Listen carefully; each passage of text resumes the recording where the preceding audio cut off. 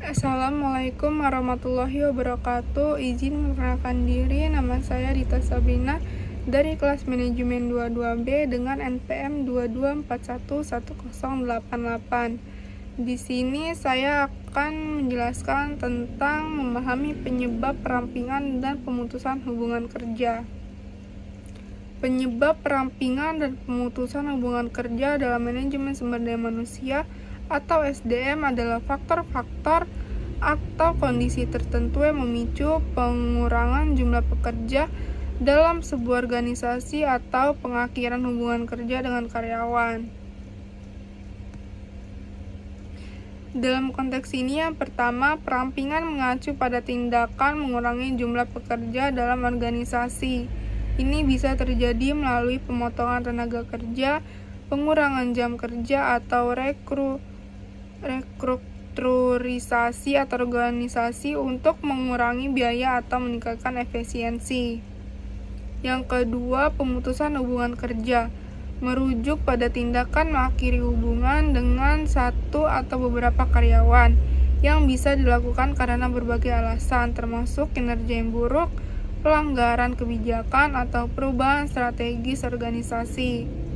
Kedua tindakan ini dapat dipicu oleh sejumlah faktor seperti kondisi ekonomi yang sulit, perkembangan teknologi, restrukturisasi organisasi, atau perubahan strategis. Tujuannya untuk bermacam-macam, termasuk penghematan biaya, peningkatan efisiensi, atau penyesuaian dengan perkembangan dalam lingkungan bisnis. Bagaimanapun, penting untuk mengelola perampingan dan pemutusan hubungan kerja dengan hati-hati, mematuhi hukum ketenagakerjaan, dan mempertimbangkan dampaknya terhadap karyawan dan organisasi.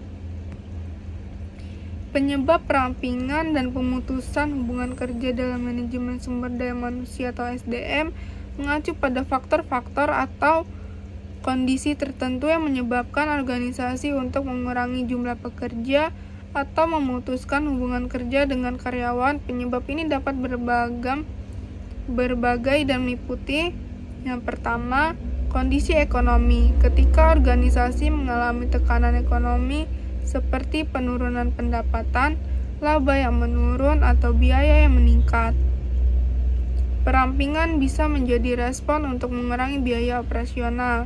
Yang kedua, perubahan strategis. Organisasi mungkin mengubah arah strategis mereka, termasuk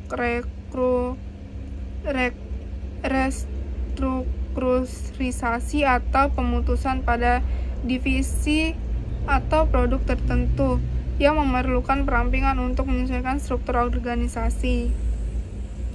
Yang ketiga, perkembangan teknologi. Kemajuan teknologi dapat menggantikan pekerja manusia dengan otomatisasi, perangkat lunak, atau sistem yang lebih efisien yang mengakibatkan pemutusan hubungan kerja. Yang keempat, ada kinerja buruk.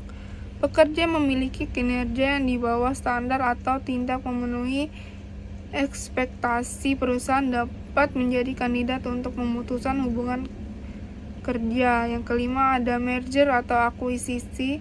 Ketika dua perusahaan bergabung, ini dapat menyebabkan perampingan sebagai bagian dari integrasi operasional dan penggabungan tenaga kerja.